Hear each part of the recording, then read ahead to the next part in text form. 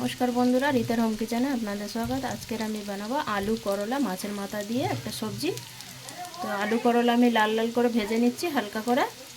एबार आमी ओई आलू करलाटा तुले नेब, भाजा हये गेछे। एबार आमी माछेर माथाटा भेजे नेब।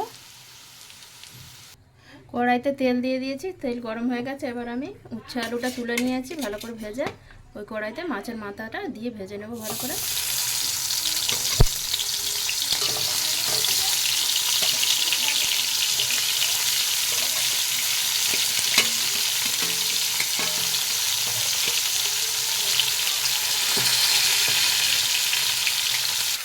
মাছের মাথাটা ভালো করে ভেজে নিয়েছি। ওই কড়াইতে তেল আছে, ওর মধ্যে ফোড়নে দিয়ে দেবো একটু পাঁচ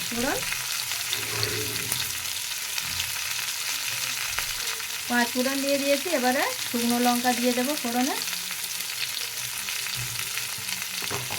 ওর মধ্যেই ভালো করে ভাজা হয়ে যাবে।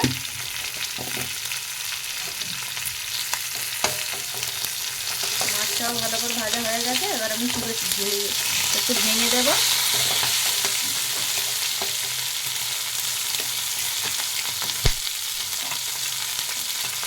এবার আমি একটু আদা রসুন বাটা দিয়ে দেব।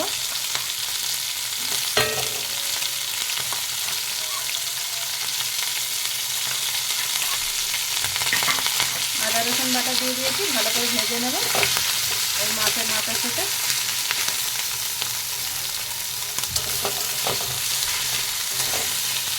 সবগুলো ভালো করে ভাজা হয়ে যাবে। আদা রসুন দিয়ে ভালো করে মাছটা ভেজে নিয়েছি। আদা রসুনও ভাজা হয়ে গেছে।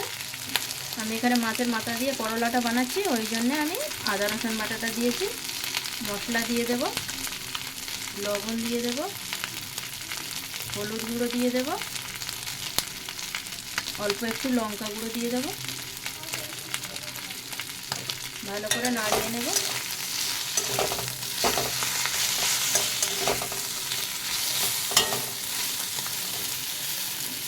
ভেজে রাখা করলা আলু আগে থেকে ভেজে রেখেছিলাম, একটু তেল বেশি করে দিয়ে ওই সবগুলো ঢেলে দেবো।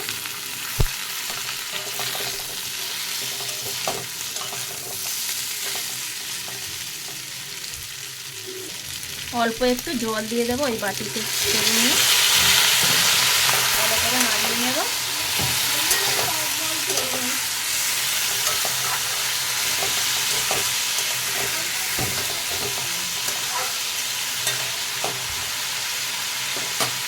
কিছুক্ষণের জন্য আমি একটু ঢেকে দেব ঢাকাটা দিয়ে।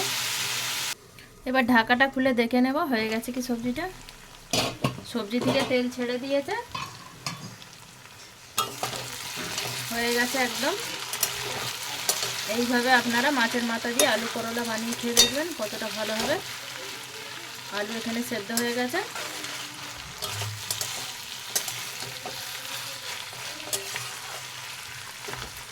খুব সুন্দর হয়েছে এই চচ্চড়িটা। এবার আমি এখানে একটা মশলা অ্যাড করব, যে মশলাটা আমি এখানে বানিয়ে রাখি সবসময়।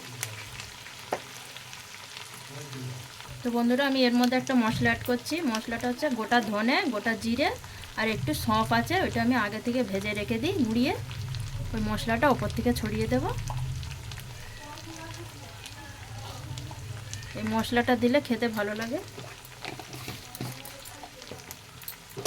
ভালো করে সবগুলো নাড়িয়ে নেব।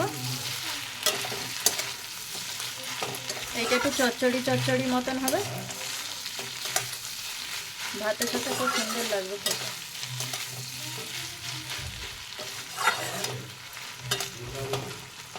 তো বন্ধুরা এখানে আমাদের মাছের মাথা দিয়ে করলার রেসিপি হয়ে গেছে। আপনাদের কেরম লাগলো কমেন্ট করবে, শেয়ার করবেন। ধন্যবাদ। এবার কিছুক্ষণের জন্য এটা আমি ঢেকে রেখে দেবো গ্যাস বন্ধ করে দিয়ে।